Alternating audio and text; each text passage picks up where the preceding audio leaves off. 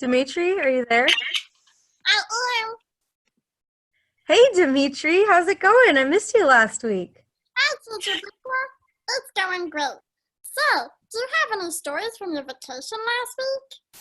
I sure do, Dimitri. On Thursday, there we were, out in the middle of the pond, having fun, sitting on a raft.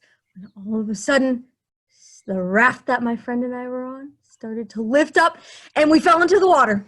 Was it a shark? No, sharks live in the ocean, not in ponds, silly. It was one of my friends who tipped us over. Oh, well, still, that sounds like fun. Yes, it was fun. And speaking of stories, today's lesson is all about sharing your story. It's called Table Talk. Table talk? Yep. When I was a kid, I had to finish all of my food before I could leave the table. I remember one night my mom made broccoli soup.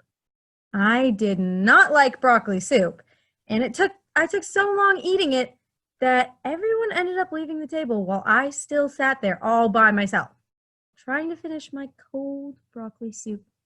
It was awful. That sounds so lonely, Teacher Becca. It was.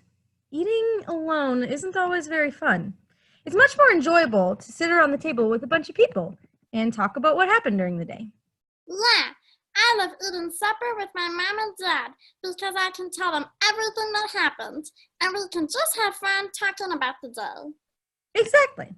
Well, it's a time to share stories with one another. And our lesson today talks about sharing your story. Today's true story comes straight from the book of Mark, chapter 5. Jesus and his disciples went across a lake in a boat and landed on the other side. When they got there, they found a man with an evil spirit in him. An evil spirit? Uh-oh. What did that do to him? Well, he lived out in the hills and the caves. He would wander around yelling and screaming, and he would even hurt himself. No one was strong enough to hold him down and stop him.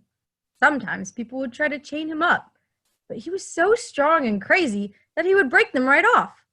Wow, that would be scary. What happened next? Well, he saw Jesus. Jesus had just come to shore and was getting off the boat.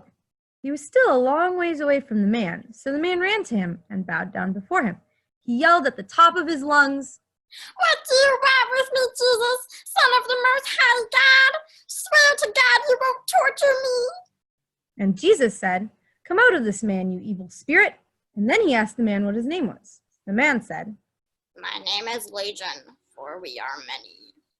He begged Jesus to send the demons into a herd of pigs that was nearby instead of sending them out of the area. So Jesus called the evil spirits right out of the man and sent them into the pigs. Wait, did I hear you right? Did you say pigs like oink oink? Yes, like oink oink.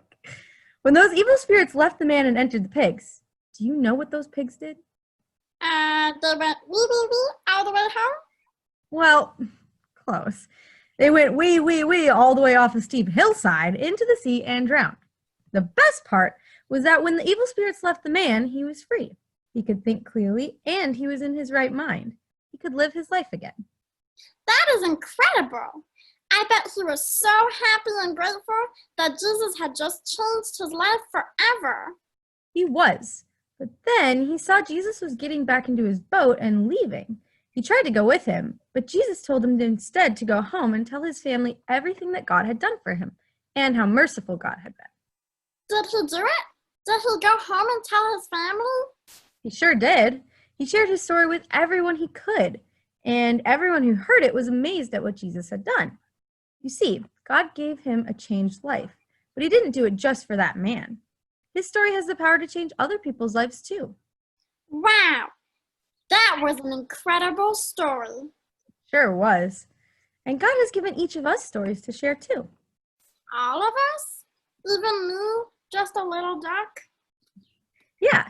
Did you notice that when the man tried to go with Jesus on the boat, Jesus told him no? Instead, he told him to go tell his family everything the Lord had done for him. God wants you to share your stories too, Dimitri. That's exactly what we're talking about today. But what story do I have to share? Well, we all have a story to share. Can you think about a time that God worked in your life, or maybe he answered one of your prayers? Well, yeah, but Teacher Becca, it makes me nervous to share my stories with others. I understand that, Dimitri. Sometimes I get nervous when I talk to people too. The best way not to be nervous is actually to practice. We should always be ready to tell people how great God is. Just as stories help us understand others better, we have the greatest story of all, the story of Jesus. We don't want it to be a secret. We want everyone to know about him. Jesus is amazing. I want all my friends to know how great he is and all the incredible things he has done for me. Just like you can sit around a campfire and tell stories, you can also sit around your tables at school and at home sharing all about the wonderful things that Jesus has done for you. These things can be short thoughts, or they could be something incredible that he's done for you or your family. Whatever it is, you can tell your friends about him. Even a little duck like me can have a story to tell. Oh, most definitely, Dimitri. We all have a story to tell. It's a story of God's goodness, love, and joy in our lives. You could even ask your mom and dad what their story of God's love is in their life, or ask your aunt or uncle or cousin or anyone. If they don't have a story of Jesus, then you can tell them yours. But what if I can't think of a story to tell them about Jesus? Well, if you can't think of a story, ask your parents or another grown-up who you trust what God has done in their life, and then you can share their story with others. Even the smallest of stories about Jesus can be a huge encouragement to other people. Wow. What if all our family and friends made a change from not knowing Jesus to knowing Jesus? That would be awesome. I want to tell everyone about how much I love Jesus. I'm going to ask Jesus to give me some boldness to tell my story. That's awesome, Dimitri. I'm really proud of you.